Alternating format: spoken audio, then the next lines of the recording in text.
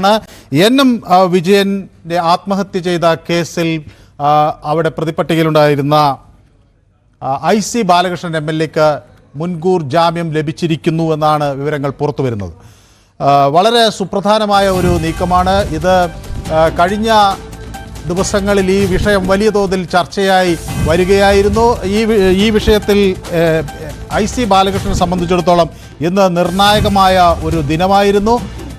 ഈ DCC മുൻ ട്രഷററുടെ ആത്മഹത്യയുമായി ബന്ധപ്പെട്ട് വലിയ വിവാദമാണ് സംസ്ഥാനത്ത് ഉയർന്നിരിക്കുന്നത്. ഇന്ന് കോൺഗ്രസ് നേതാക്കൾ ND അപ്പച്ചൻ ഉൾപ്പെടെയുള്ളവർ ഒളിവിലായിരുന്നു എന്ന വിവാദങ്ങൾ കൂടി പുറത്തു വരുന്ന. ഏതായാലും അങ്ങനെയല്ല എന്നവർ വാദിക്കുമ്പോഴും അത് സർക്കാരിൻ്റെ ഭാഗത്തുനിന്ന് ഈ ജാമ്യം കിട്ടിയില്ലെങ്കിൽ കടുത്ത നടപടി ഉണ്ടാകും എന്ന ഒരു നിലപാടും ഒക്കെ പ്രതീക്ഷിച്ചിരിക്കുമ്പോഴാണ് മുൻകൂർ ജാമ്യം നൽകിയിരിക്കുന്നു എന്ന വളരെ ശ്രദ്ധേയമായ ഒരു വാർത്ത, വളരെ പ്രത്യേകതയുള്ള വാർത്ത പുറത്തു വരുന്നത്. ഇത് കോൺഗ്രസിനെ സംബന്ധിച്ചിടത്തോളം വലിയ ആശ്വാസം നൽകും എന്ന കാര്യത്തിൽ തർക്കമില്ല. കാരണം പ്രോസിക്യൂഷൻ ഉൾപ്പെടെ പ്രതികളെ കസ്റ്റഡിയിൽ എടുത്ത് ചോദ്യം ചെയ്യണം എന്ന നിലപാടായിരുന്നു ആദ്യം ഉന്നയിച്ചിരുന്നത്. എന്നാൽ കോടതി ഇപ്പോൾ അനുകൂലമായ ഒരു നിലപാട് സ്വീകരിച്ചിരിക്കുന്നു എന്നതാണ് ഇവിടെ ഏറ്റവും ശ്രദ്ധേയമായ കാര്യം. കോൺഗ്രസിനെ സംബന്ധിച്ചിടത്തോളം തികഞ്ഞ ആശ്വാസം എന്ന് തന്നെ പറയാം. കാരണം ഇത് അല്ലാത്ത പക്ഷം കോൺഗ്രസിന് വലിയ പ്രതിരോധത്തിലേക്ക് നീങ്ങും എന്ന അല്ലെങ്കിൽ വലിയ തോതിൽ പ്രതിരോധത്തിലാകുന്ന ഒരു സാഹചര്യം ഉണ്ടാകുമായിരുന്നു എന്നാണ് മനസ്സിലാക്കുന്നത്. ഏതായാലും ജാമ്യം അനുവദിച്ചിരിക്കുന്നു. ജാമ്യ വ്യവസ്ഥകളെ സംബന്ധിച്ചുള്ള വിവരങ്ങൾ കൂടി പുറത്ത് വരേണ്ടതുണ്ട്. അല്പനിമിഷത്തിനകം അതിൻ്റെ വിശദാംശങ്ങൾ നമുക്ക് നൽകാൻ കഴിയും. CV അനുമോദ് എന്നോടൊപ്പം ചേർന്നു. CV Anumod, IC Balakrishnan MLA, അതുപോലെ വയനാട് DCC പ്രസിഡന്റ് ND അപ്പച്ചൻ, മുൻ കോൺഗ്രസ് നേതാവ് KK ഗോപിനാഥ്, ഇവരൊക്കെയാണ് കേസിലെ പ്രതികൾ.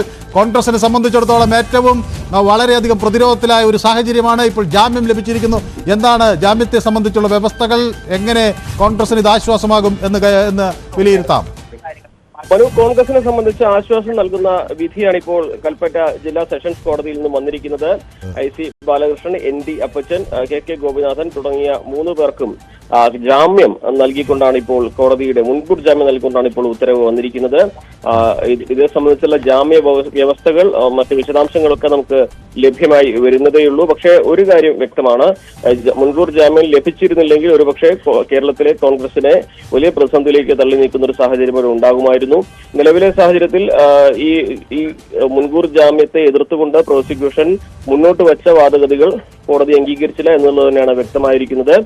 ഇവർക്ക് മുൻകൂർ ജാമ്യം അനുവദിക്കുന്നത് ഈ കേസിനെ ബാധിക്കില്ല എന്ന പ്രതിഭാഗത്തിന്റെ വാദം കോടതി അംഗീകരിച്ചിട്ടുണ്ട് എന്നാണ് നമുക്ക് അറിയാനാകുന്നത്. എന്താണെങ്കിലും ഇതിന്റെ വിശദാംശങ്ങൾ മറ്റെന്തെങ്കിലും നിബന്ധനകൾ മുന്നോട്ട് വെച്ചിട്ടുണ്ടോ, എന്തെല്ലാമാണ് ഇതിലെ കൂടുതൽ ഈ വിധി പകർപ്പിൽ എന്ത് പറയുന്നു എന്നുള്ള കാര്യങ്ങളൊക്കെ നമുക്ക് അല്പസമയത്തിന് ശേഷം മാത്രമേ ലഭ്യമാവുകയുള്ളൂ. നിലവിലെ സാഹചര്യത്തിൽ നമുക്ക് പങ്കുവയ്ക്കാൻ കഴിയുന്ന കാര്യം 3 പേർക്കും IC ബാലകൃഷ്ണൻ, ND അപ്പച്ചൻ, KK ഗോപിനാഥൻ തുടങ്ങിയ 3 പേർക്കും കൽപ്പറ്റ ജില്ലാ സെഷൻസ് കോടതി മുൻകൂർ ജാമ്യം അനുവദിച്ചിരിക്കുന്നു. കേരളത്തിലെ ഏറ്റവും സുപ്രധാനമായ ഒരു വാർത്ത പ്രേക്ഷകർക്ക് മുമ്പിൽ ന്യൂസ് 18 വെക്കാനുള്ളത്. വയനാട് DCC ട്രഷറർ NM വിജയനും മകനും ജീവനൊടുക്കിയ കേസിൽ സുൽത്താൻ ബത്തേരി MLA IC ബാലകൃഷ്ണന് ആശ്വാസം എന്നതാണ് വാർത്ത.